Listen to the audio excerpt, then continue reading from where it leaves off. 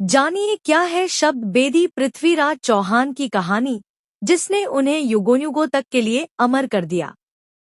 बचपन से ही सम्राट पृथ्वीराज बेहद साहसी और युद्ध से जुड़े गुणों की जानकारी रखते थे। दिल्ली के तत्कालीन शासक और पृथ्वीराज के दादा अंगम ने जब अपने पोते की प्रतिभा और युद्ध विद्या के बारे में जाना तो बेहद खुश हुए, जिसके बाद उन्होंने पृथ्वीराज चौहान को दिल्ली के सिंहासन का उत्तराधिकारी बनाने का ऐलान कर दिया। चौहान वंश में जन्मे पृथ्वीराज एक महान क्षत्रिय राजा थे। इनका जन्म साल 1166 में अजमेर के राजा सोमेश्वर चौहान के यहाँ हुआ था। लेकिन कैसे उनके ससुर ही उनके सबसे बड़े दुश्मन बन गए और कैसे बिना आंखों के ही सम्राट पृथ्वीराज ने मोहम्मद गौरी को मार गिराया, पढ़िए उनकी कहानी विस्तार से। अजमेर के राजा था पिता।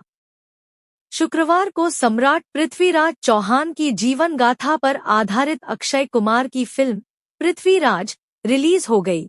फिल्म पर मिलाजुला रिस्पॉन्स मिल रहा है। अक्षय कुमार की इस मोस्ट अवेटेड फिल्म में हिंदू सम्राट पृथ्वीराज के जीवन से जुड़ी वीर गाथाएं दिखाने की कोशिश की गई है। चौहान वंश में जन्मे पृथ्वीराज एक महान क्षत्रिय राजा थे। इनका जन्म साल 1166 में अजमेर के राजा सोमेश्वर चौहान के यहाँ हुआ था। गुजरात में जन्मे सम्राट पृथ्वीराज चौहान बचपन से ही प्रतिभाशाली थे। पिता सोमेश्वर चौहान की मृत्यु के बाद 13 साल की उम्र में ही उन्होंने अजमेर के राजगढ़ की गद्दी संभाल ली। बचपन से ही थे साहसी। बचपन से ही सम्राट पृथ्वीराज बेहद साहसी और युद्ध से जुड़े गुणों की जानकारी रखते थे। दिल्ली के तत्कालीन शासक और पृथ्वीराज के दादा अंगम ने जब अपने पोते की प्रतिभा और युद्ध विद्या के बारे में जाना तो बेहद खुश हुए, जिसके बाद उन्होंने पृथ्वीराज चौहान को दिल्ली के सिंहासन का उत्तराधिकारी बनाने का ऐलान कर दिया।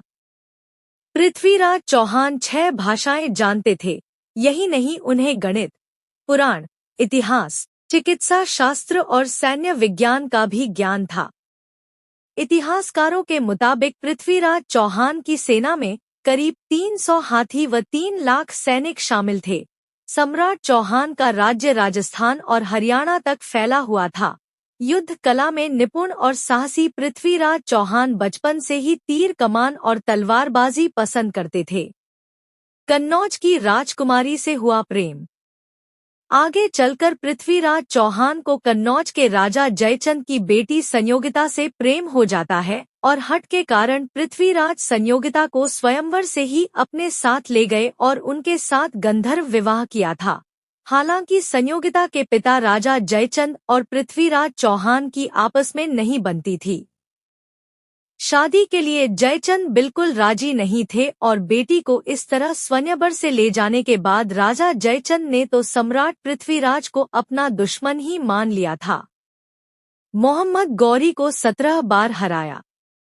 सन 1175 से 1189 तक मुस्लिम शासक सुल्तान मोहम्मद गौरी ने पृथ्वीराज चौहान को कई बार हराने की कोशिश की, लेकिन सफल न हो सका। इतिहास में उल्लेख है कि सम्राट पृथ्वीराज ने गौरी को करीब 17 बार युद्ध में हराया था, लेकिन अपने कुछ उसूल और दरियादिली के चलते उन्होंने हर बार मोहम्मद गौरी की जान बख्श दी। लेकिन गौरी ने 18वीं बार फिर से 1192 में सम्राट पृथ्वीराज पर हमला किया। इस बार उसने किसी और की नहीं, बल्कि पृथ्वीराज के ससुर यानी संयोगिता के पिता राजा जयचंद की मदद ली। परिणाम स्वरूप पृथ्वीराज युद्ध हार गए, लेकिन गौरी ने पृथ्वीराज को नहीं बख्शा।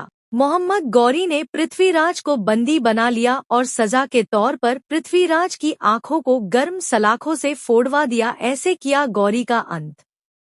इस क्रूर सजा के दौरान मोहम्मद गौरी के साथ साथ पृथ्वीराज के बचपन के मित्र चंद बरदाई भी वहीं मौजूद थे।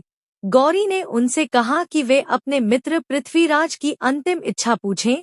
पृथ्वीराज ने अपनी कला का प्रदर्शन करने की इच्छा जताई, जिसके बाद पृथ्वीराज ने हाथ में धनुष बाण उठा लिया।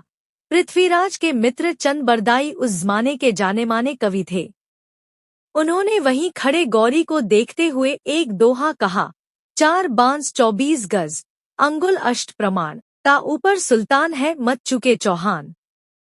कहानी का दुखभरा अंत। फिर क्या था? शब्दभेदी बाण चलाने में माहिर पृथ्वीराज ने तुरंत धनुष चलाया और वहां बैठे मोहम्मद गौरी को मार गिराया।